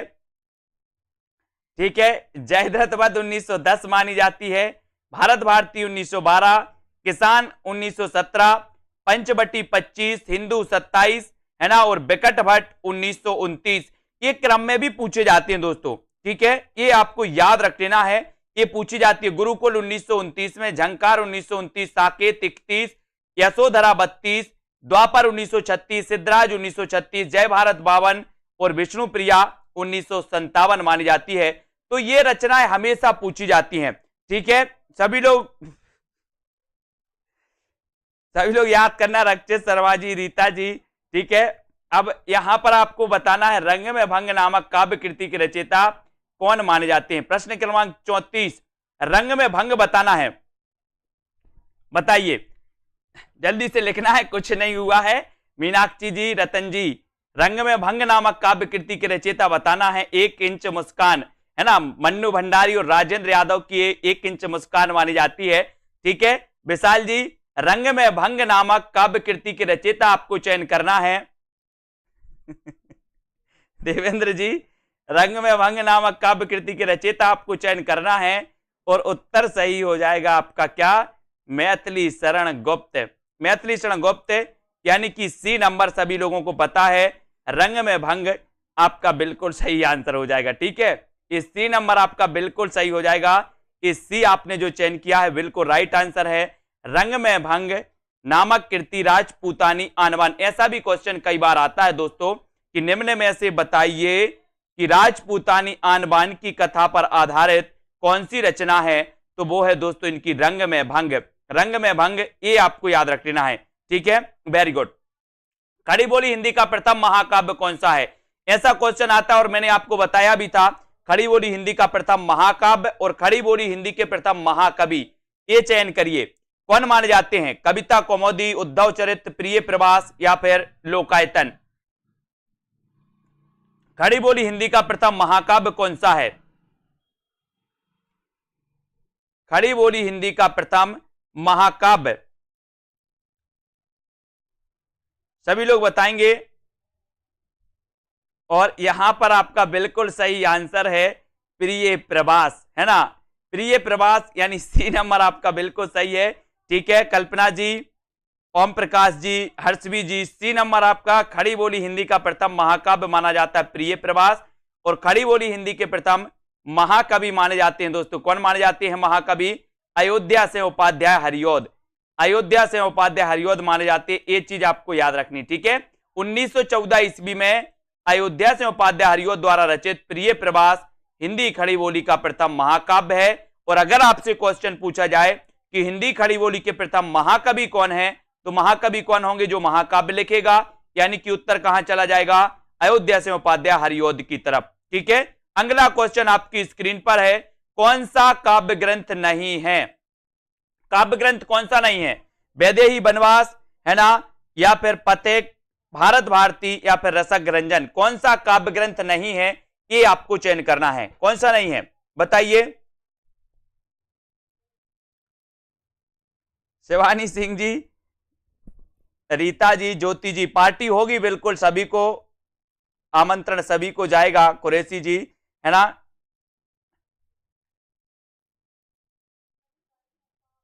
बहुत बढ़िया।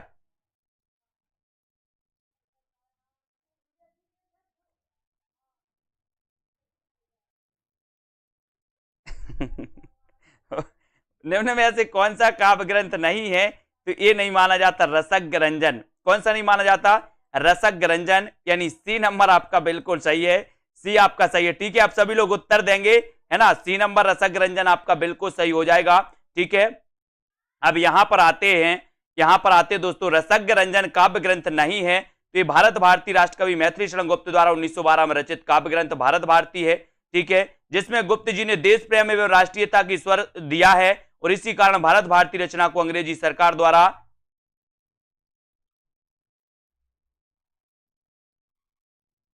ठीक है जब्त कर लिया गया था। और दोस्तों, राम कथा पर आधारित काव्य ग्रंथ है ये कौन सा, वैदेही वनवास और पथिक रामनरेश त्रिपाठी की एक काव्य कृति है। इनको आपको याद रख लेना। बात कर लेते हैं दोस्तों, काहे कि अब आपको बात करना है साकेत महाकाव्य का सर्वाधिक मार्मिक सर्ग आपसे पूछा गया, तो ये उत्तर सभी लोग कमेंट में उत्तर बताएंगे अब। ठीक है, उत्तर आपको बताना है और भी दूसरे कमेंट आपके नहीं आने चाहिए अब। ठीक है, साकेत महाकाव्य का सर्वाधिक मार्मिक सर्ग क्या होता है, तो उत्तर चला जाता है कौन सा है दोस्तों, नवम। नवम सर्ग होता है। नवम सर्ग ये जो है ये सर्वाधिक मार्मिक सर्ग माना जाता है और उत्तर आपका हो जाता है डी नंबर। डी नंबर, ठीक है, डी आपका बिल्कुल सही है। ठीक है, अब सभी लोग ध्यान देंगे कमेंट में उत्तर बताने का, कौन कौन गलत बता रहा हम पूरा देख रहे हैं। साकेत महाकाव्य सर्वाधिक मार्मिक नवम सर्ग माना जाता है साकेत का। ठीक है, साकेत महाकाव्य है और रामचरितमानस के बाद दोस्तों ये दूसरा महाकाव्य है। दूसरा महाकाव्य राम काव्य पर आधारित, ये भी आपको याद रख लेना, ठीक है, ये याद रखना है। और दोस्तों अयोध्या सिंह उपाध्याय हरिओद द्वारा लिखित काव्य ग्रंथ कौन सा है? अयोध्या सिंह उपाध्याय हरिओद द्वारा बताना है कौन सा है? पथिक है, कनुप्रिया, बासव दत्ता या फिर चौके चौपदे? अयोध्या सिंह उपाध्याय हरिओद द्वारा लिखित काव्य ग्रंथ कौन सा माना जाता है? सभी लोग बताएं। और उत्तर हो जाएगा दोस्तों चौके चौपदे, है ना, चौके चौपदे, यानी कि सी नंबर आपका बिल्कुल सही है ना। अयोध्या सिंह उपाध्याय हरिओद द्वारा लिखित काव्य ग्रंथ है तो वो ग्रंथ है चौके चौपदे, और सी आपका बिल्कुल सही हो जाता है। सी आपने जो बताया बिल्कुल राइट आंसर है, चौके चौपदे, रस कलश, वैदेही बनवास, चुभते चौबते, पद्म प्रसून, प्रिय प्रवास, ये सारी की सारी रचनाएं मानी जाती हैं दोस्तों। किसकी मानी जाती हैं? अयोध्या सिंह उपाध्याय हरिओद की। खड़ी बोली के प्रथम महाकवि कहे जाते हैं अयोध्या सिंह उपाध्याय हरिओद, इनको भी याद रखेंगे दोस्तों। अगला क्वेश्चन आपकी स्क्रीन पर आपको दिया जाता है कि द्विवेदी युग के संपूर्णतः प्रतिनिधि कवि हैं तो कौन है? द्विवेदी युग के संपूर्णतः प्रतिनिधि कवि कौन माने जाते हैं? ये प्रश्न क्रमांक 39 का उत्तर आपको बताना है। श्रीधर पाठक, हरिओद, मैथिली शरण गुप्त या फिर इनमें से कोई नहीं? द्विवेदी युग के संपूर्णतः है, बताइए प्रतिनिधि कवि कौन माने जाते हैं? 4 विकल्प है दोस्तों, मैंने आज बताया था आपको कि द्विवेदी युग के जो माने जाते हैं संपूर्णतः प्रतिनिधि कवि वो माने जाते हैं कौन? कौन माने जाते हैं? मैथिली शरण गुप्त। मैथिली शरण गुप्त, यानी सी नंबर आपका मैथिली शरण गुप्त बिल्कुल सही हो जाएगा। मैथिली शरण गुप्त द्विवेदी युग के संपूर्णतः प्रतिनिधि कवि हैं, है ना। भारत भारती, साकेत, यशोधरा, पंचवटी, जय भारत, झंकार, द्वापर, जयद्रथ वध, है ना, ये सारी रचनाएं मानी जाती हैं दोस्तों। किसकी मानी जाती हैं? अपने मैथिली शरण गुप्त साहब की। अब आपको भारत भारती में किस भावना की रूपरेखा प्रस्तुत है, ये उत्तर आपको बताना है, बताइए। तो यहां पर सीधा सीधा है, भारत भारती में किस भावना की रूपरेखा प्रस्तुत है, तो आपका उत्तर हो जाता है राष्ट्रीय भावना। राष्ट्रीय भावना की रूपरेखा प्रस्तुत की गई है ना। तो उत्तर कौन सा होता है? विकल्प नंबर वी, ठीक है। भारत भारती 1912 इसका रचना काल, और इसी रचना के कारण, इसी रचना की राष्ट्रीय भावना के कारण दोस्तों जो है किसको? गुप्त जी को राष्ट्र कवि की उपाधि भी मिली थी महात्मा गांधी द्वारा, ठीक है, बिल्कुल सही, बहुत बढ़िया। अगला क्वेश्चन आपकी स्क्रीन पर है दोस्तों, रत्नाकृत गंगा उतरण। रत्नाकृत गंगा उतरण आपको बताना है किस छंद में लिखा गया है? रत्नाकृत गंगा उतरण किस छंद में लिखा गया, ये आंसर बताना है। कभी कभी ऐसा भी क्वेश्चन आता है कि गंगा उतरण के रचनाकार कौन है, तो गंगा में अवतरण लेने वाला बोले सर रतन ही होगा कोई, ठीक है। तो ये 41 का आंसर बताना है। सभी लोग लाइक जरूर कर देना, और जिन भी साथियों को एडमिशन लेना है दोस्तों कोर्स में, वो एडमिशन लें, है ना। सेल्फ स्टडी क्लासेस, आपको क्या करना है? प्ले स्टोर में सर्च करना है सेल्फ स्टडी क्लासेस, है ना, और दोस्तों लग जाना है अपनी पढ़ाई में।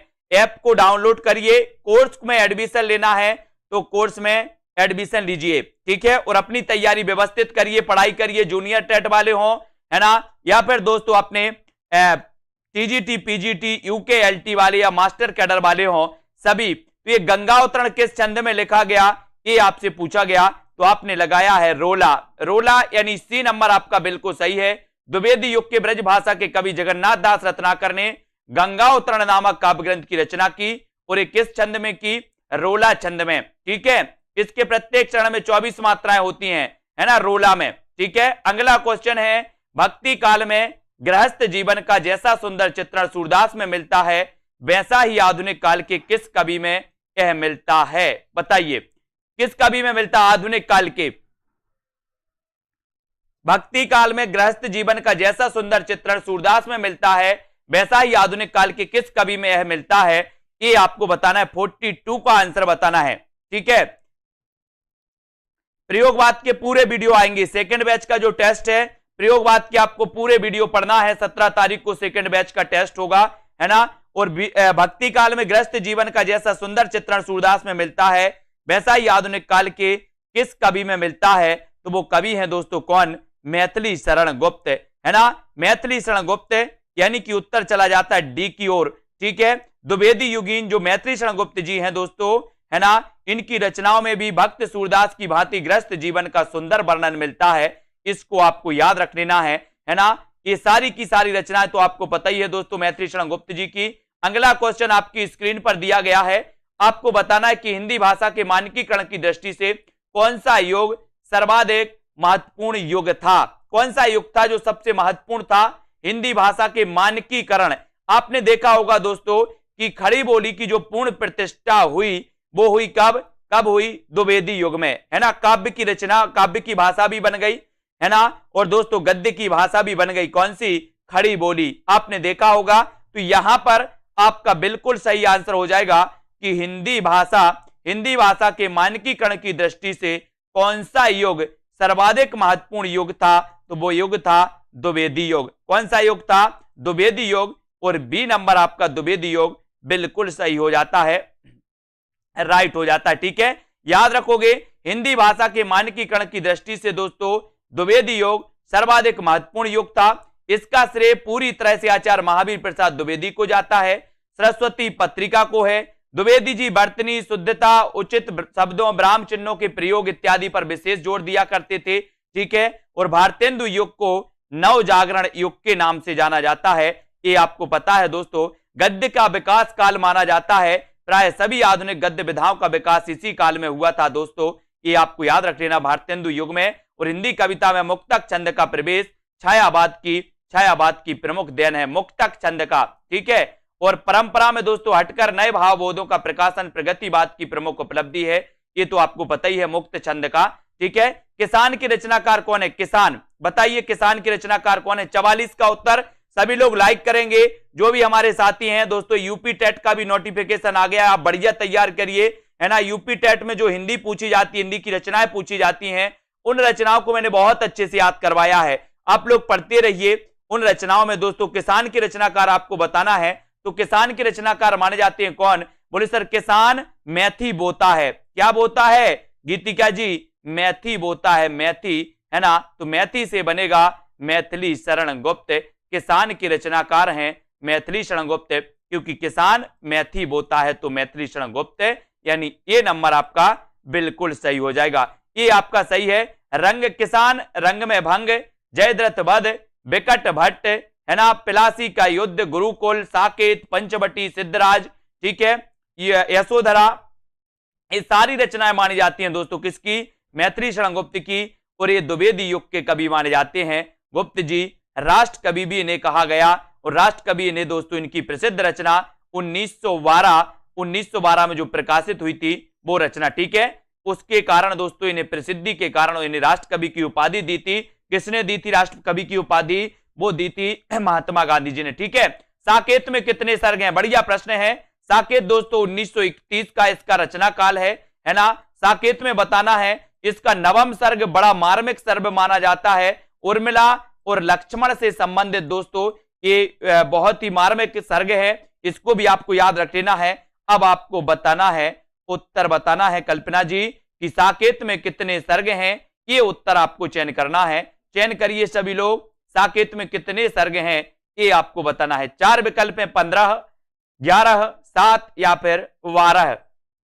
तो आपको पता है कि सर अगर साकेत में पूछे हैं तो साकेत में 12 सर्ग हैं, अगर कामायनी में पूछा जाता तो 15 सर्ग हैं, अगर प्रिय प्रवास में पूछा जाता तो 17 सर्ग हैं, है ना, और रामचरितमानस में पूछा जाता तो 7 सर्ग हैं, है ना। ये हमेशा पूछे जाते हैं। कामायनी में 15 सर्ग, साकेत में 12 सर्ग, प्रिय प्रवास में 17 सर्ग, है ना, और रामचरितमानस में 7 सर्ग। ये क्वेश्चन आते हैं हमेशा, इनके लिए तैयार रहना है। और दोस्तों अगला क्वेश्चन है आपका कि खड़ी बोली का प्रथम महाकाव्य कौन सा है? बढ़िया प्रश्न है। अगर आपसे कभी महाकवि भी मैंने आपको बताया कि कभी खड़ी बोली का प्रथम महाकवि अगर पूछा जाए तो महाकवि के लिए भी रीनू जी, आकाश जी, विजय जी तैयार रहना है। और खड़ी बोली का प्रथम महाकाव्य कौन सा है ऐसा पूछा गया। जिन भी साथियों को दोस्तों एडमिशन लेना हिंदी साहित्य में, हिंदी साहित्य में आप ले सकते हो। मस्ती से पढ़ाएंगे, मजेदार तरीके से पढ़ाएंगे, कभी आपको नहीं लगेगा कि हम पढ़ाई कर रहे हैं। हंसते हंसते, है ना, और मुस्कुराते मुस्कुराते आपको बहुत सारी चीजें याद हो जाएंगी। आपको खुद पता नहीं चलेगा कि हिंदी साहित्य हो कितना याद गया है ना। खड़ी बोली का प्रथम महाकाव्य प्रिय प्रवास, प्रिय प्रवास बी नंबर, यहां तो केवल अपन प्रैक्टिस से पढ़ते हैं दोस्तों, टेस्ट लगाते हैं, पुस्तक से पढ़ते हैं, है ना। बाकी आपको बहुत अच्छे तरीके से पढ़ाया जाता है दोस्तों। कहां पर? ऐप में विस्तृत भी पढ़ाया जाता है, ट्रिक से भी पढ़ाया जाता है, सारी चीजें। प्रिय प्रभास को खड़ी बोली का प्रथम महाकाव्य माना जाता, इसके रचयिता हरियोध माने जाते हैं, है ना, ये भी याद रख लेना। साकेत महाकाव्य दोस्तों मैथिली शरण गुप्त का है। कामायनी महाकाव्य जयशंकर प्रसाद का है। और लोकायतन महाकाव्य के रचयिता भी कौन है? सुमित्रानंदन पंत, जिन्हें प्रकृति का चितेरा कवि कहा जाता है, जिन्हें दोस्तों जो है इनकी रचना जो पल्लव है, जिसे छायावाद का घोषणा पत्र कहा जाता है, पल्लव को छायावाद का मैनिफेस्टो कहा जाता है। अब अगला क्वेश्चन जो आपको बताना है वो क्वेश्चन यहां पर आता है कि क्षत्रिय उठो अब तो कुयस की कालीमा को मैट दो, है ना, निज देश को जीवन सहित तन मन धन, है ना, तथा धन भेंट दो। वैस्यो सुनो व्यापार सारा मिट चुका है, देश का सब धन विदेशी हर रहे हैं, पार है क्या किलेश का। ये उपर्युक्त पंक्तियों के रचनाकार कौन माने जाए? ऐसी कौन बात करेगा दोस्तों अंग्रेजों के समय, ऐसी कौन बात करेगा जिसमें दम होगी? जो राष्ट्र की दोस्तों राष्ट्र भावना से लिखेगा वो ही करेगा, है ना। तो राष्ट्र भावना से लिखने वाले जो कवि थे वो कवि थे कौन थे? मैथिली शरण गुप्त। यानी कि आपका उत्तर बी नंबर मैथिली शरण गुप्त बिल्कुल सही हो जाएगा। उपर्युक्त पंक्तियों के रचनाकार मैथिली शरण गुप्त जी। भारत भारती रंग में भंग विकट केल इनकी अन्य रचनाएं हैं तथा ये राष्ट्र कवि के पद पर आसीन है ना। ये तो बिल्कुल सही है, ठीक है। प्रिय की सुदिसी ए सरिताएं ए कानन कांतार, है ना, सुसज्जित मैं तो नहीं किंतु है मेरा हृदय किसी प्रियतम से परिचित, जिसके प्रेम पत्र आते हैं प्रायः सुख संवाद सन्निहित। उपर्युक्त काव्य पंक्तियां, ये काव्य पंक्तियां किस कवि की हैं बताइए? ये काव्य पंक्तियां आपको चयन करना है। अयोध्या सिंह उपाध्याय हरियोध की हैं, रामनरेश त्रिपाठी या फिर लाला भगवान दीन की। ऐसे कौन से साथी हैं दोस्तों जिन्होंने अभी तक सेल्फ स्टडी क्लासेस का ऐप डाउनलोड नहीं किया? आप ऐप डाउनलोड करिए दोस्तों। जल्द ही दोस्तों फ्री आपके लिए टेस्ट सीरीज चलाई जानी है ना, हिंदी साहित्य की। दोस्तों रोज अपन 20 क्वेश्चन की एक टेस्ट सीरीज में तैयार करवा रहा हूं, वो तैयार आपको रोज एक फ्री सभी के लिए उपलब्ध होगी। रोज 20 क्वेश्चन की टेस्ट सीरीज आपको करवाई जाएगी, है ना। तो जिन भी साथियों ने सेल्फ स्टडी क्लासेस का ऐप डाउनलोड नहीं किया वो जरूर कर लें, फायदा ही होगा आपके लिए, है ना। जिनको कोर्स में एडमिशन लेना वो कोर्स में एडमिशन लेकर के पढ़ सकते हैं। और यहां पर आपका बिल्कुल सही उत्तर है राम नरेश त्रिपाठी, यानी बी नंबर आपका बिल्कुल सही है, बी आपका राइट आंसर हो जाता है। पंक्तियां त्रिपाठी जी की हैं, त्रिपाठी जी, है ना। और त्रिपाठी जी की रचना ये आपको याद रख लेना, मिलन, सत्रा, पथिक, है ना, मानसी, स्वप्न और कविता कौमुदी। कविता कौमुदी भी आपको याद रख लेना। अभी तक आपने रचनाएं पढ़ी होंगी कि सर मिलन, मानसी, पथिक, स्वप्न, ये रचनाएं तो आपने पढ़ी हैं, लेकिन अब कविता कौमुदी भी आपको पता होनी चाहिए कि कविता कौमुदी भी दोस्तों रामनरेश त्रिपाठी की रचना मानी जाती है। इसको सभी लोग याद रख लेना, ठीक है। तो मिलन, पथिक, है ना, मिलन, पथिक, मानसी, स्वप्न, है ना, और दोस्तों कविता कौमुदी। आपसे कई बार पूछा गया कि कविता कौमुदी के रचनाकार कौन है, तो कविता कौमुदी के रचनाकार रामनरेश त्रिपाठी, है ना। और दोस्तों क्या होता है, ये रामनरेश त्रिपाठी जी की कविता कौमुदी और रामनरेश त्रिपाठी द्विवेदी युग के श्रेष्ठ कवि माने जाते, द्विवेदी युग के, ठीक है। बहुत बढ़िया। मिलन के पथ पर मानसी का स्वप्न देखा, हरिओम जी क्या बात है, मिलन के पथ पर मानसी का स्वप्न देखा, बिल्कुल देखो भैया, है ना, कौन रोक सकता है आपको, स्वप्न देखो, है ना, बिल्कुल देखो, क्योंकि फ्लैशबैक शैली में देखते होंगे। स्वप्न कौन सी शैली में देखते? बोले सर हम फ्लैशबैक शैली में देखते हैं। हरिओम जी देख रहे हैं अपना, है ना। हिंदी के मानकीकृत स्वरूप पर सबसे पहले किसने विधिवत विचार किया? 49 का उत्तर चयन करिए, बताइए। हिंदी के मानकीकृत स्वरूप पर सबसे पहले किसने विधिवत विचार किया था, ये बताना है। मानकीकृत के लिए बताना है और उत्तर क्या हो जाता है, उत्तर बताना है। और उत्तर का बिल्कुल सही उत्तर हो जाएगा कि दोस्तों हिंदी के मानकीकृत स्वरूप पर सबसे पहले किसने विधिवत विचार किया था, तो वो किया था आचार्य महावीर प्रसाद द्विवेदी ने। इन्होंने हिंदी के मानकीकृत पर दोस्तों विचार किया था, यानी कि ए नंबर आपका बिल्कुल सही हो जाएगा, ठीक है। ए नंबर राइट आंसर हो जाएगा। सभी लोग वीडियो को लाइक जरूर कर देना साथियों। जो भी हमारे साथियों है ना हिंदी साहित्य से संबंधित हैं, हिंदी के मानकीकृत स्वरूप पर सबसे पहले आचार्य महावीर प्रसाद द्विवेदी ने विधिवत विचार किया और आचार्य द्विवेदी जी ने सरस्वती पत्रिका के संपादन करते हुए हिंदी के मानक रूप तथा लेखन में एक रूपता की बात की थी। एक क्वेश्चन आपके लिए जल्दी से बताना है आपको कि सरस्वती पत्रिका के संस्थापक कौन थे, बताइए। चार विकल्प नहीं दिए जाएंगे आज आपको ही उत्तर बताना है। सरस्वती पत्रिका के संस्थापक कौन थे? थोड़ा सा आपसे कर लें, डिस्कशन कर लें। आज बहुत हो गया, आप लोगों ने बहुत हंसा है और हंसवाया भी बहुत है, तो बताइए क्या हो जाएगा राइट आंसर। सरस्वती पत्रिका के संस्थापक कौन थे? संस्थापक बताना है। सरस्वती पत्रिका के बारे में बात हो जाए, सबसे पहले ये दोस्तों काशी से प्रकाशित होती थी, बाद में ये प्रयाग से, है ना, बाद में ये प्रयाग से प्रकाशित हुई। ठीक है, ये भी याद रख लेना। तो सरस्वती पत्रिका के संस्थापक कौन थे, ये उत्तर आपको चयन करना है। तो कौन बता रहा है? सबसे पहले चिंतामणि घोष, है ना, बहुत बढ़िया। चिंतामणि घोष आपका बिल्कुल सही है। चिंतामणि घोष इसके संस्थापक माने जाते हैं। अब आपको दूसरा क्वेश्चन दिया जाता है कि दोस्तों सरस्वती पत्रिका के प्रथम संपादक कौन थे? देखो कुछ लोग महावीर प्रसाद द्विवेदी लगाए जा रहे हैं। भैया क्वेश्चन समझना है, इसलिए तो मैं बोलता हूं कि क्वेश्चन में कंफ्यूज है बहुत सारे लोगों में, है ना। हमने पूछा संस्थापक कौन थे, तो आपका उत्तर होना चाहिए चिंतामणि घोष संस्थापक थे। अब आपसे पूछा कि प्रथम संपादक कौन थे, प्रथम संपादक कौन थे, तो आपका उत्तर क्या होना चाहिए, है ना। प्रथम संपादक कौन थे, तो आपका उत्तर होना चाहिए बाबू श्याम सुंदर दास प्रथम संपादक थे। और आपसे पूछा जाएगा कि 1903 में संपादक कौन बने थे, तो उत्तर क्या लगाओगे, महावीर प्रसाद द्विवेदी। ये तीन क्वेश्चन कंफ्यूजन वाले होते हैं। कभी संस्थापक पूछ लिया जाता है तो आप संपादक लगा के आते हो, कभी संपादक पूछ लिया जाता है तो महावीर प्रसाद द्विवेदी लगा के आते हो। ऐसा नहीं करना है अब आपको, है ना। संस्थापक पूछे तो संस्थापक लगाना चिंतामणि घोष, संपादक पूछे तो संपादक लगाना है दोस्तों प्रथम संपादक में श्याम सुंदर दास, और 1903 में कौन बने थे, तो क्या बताओगे, महावीर प्रसाद द्विवेदी। ठीक है, बहुत बढ़िया।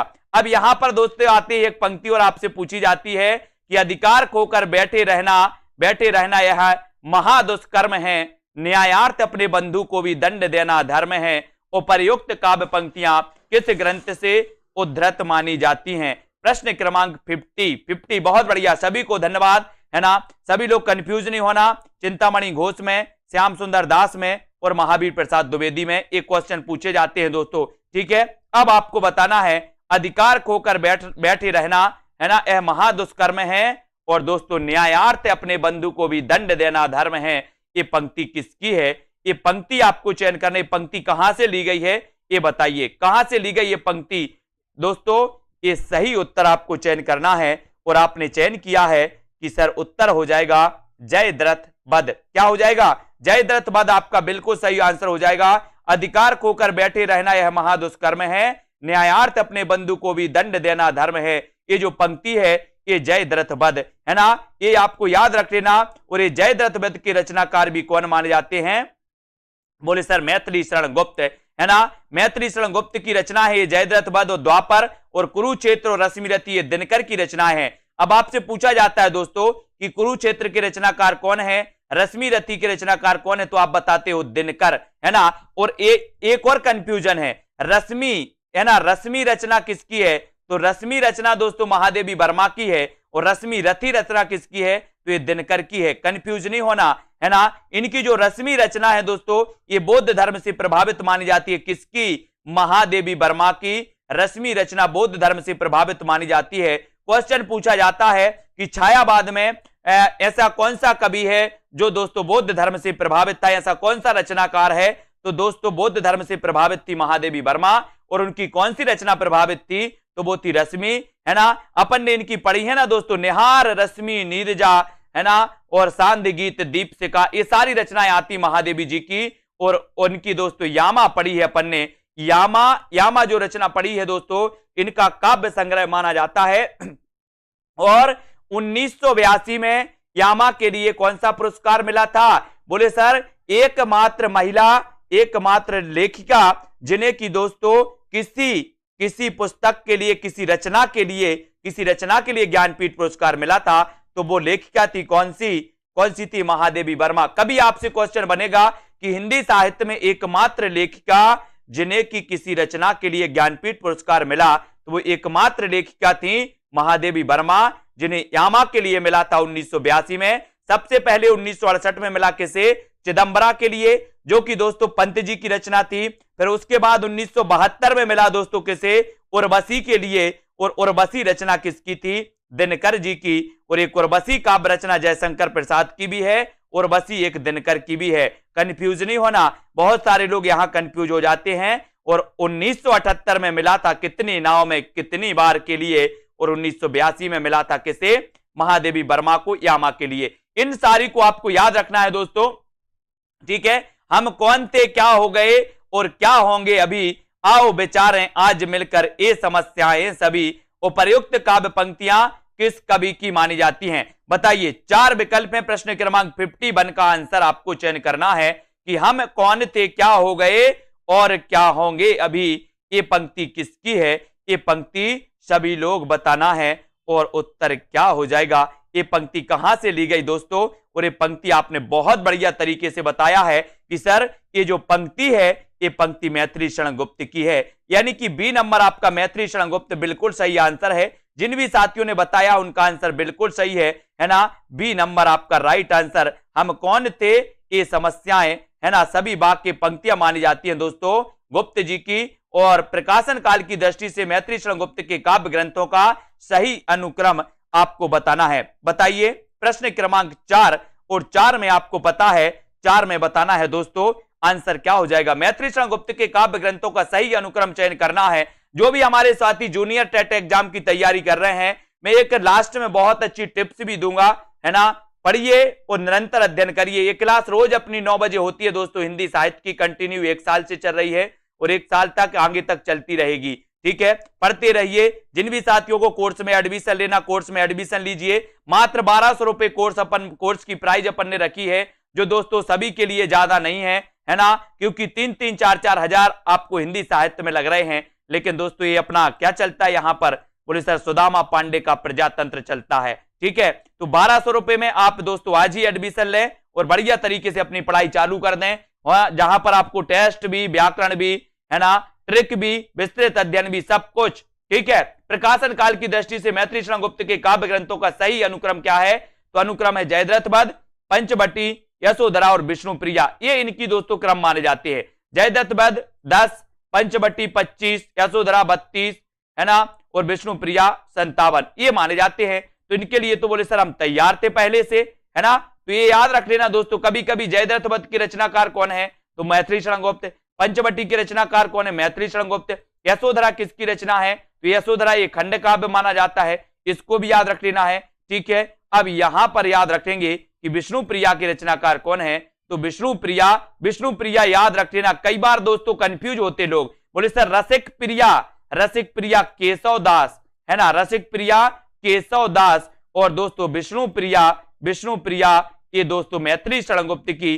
कवि प्रिया के रचनाकार भी कौन माने जाते हैं? केशव दास, ठीक है। बहुत बढ़िया तरीके से दोस्तों आज अपने पढ़ा, है ना। अब आपके लिए थोड़े से कुछ मैं पूछ लेता हूं। आज अपन ने द्विवेदी युग के बारे में पढ़ लिया है।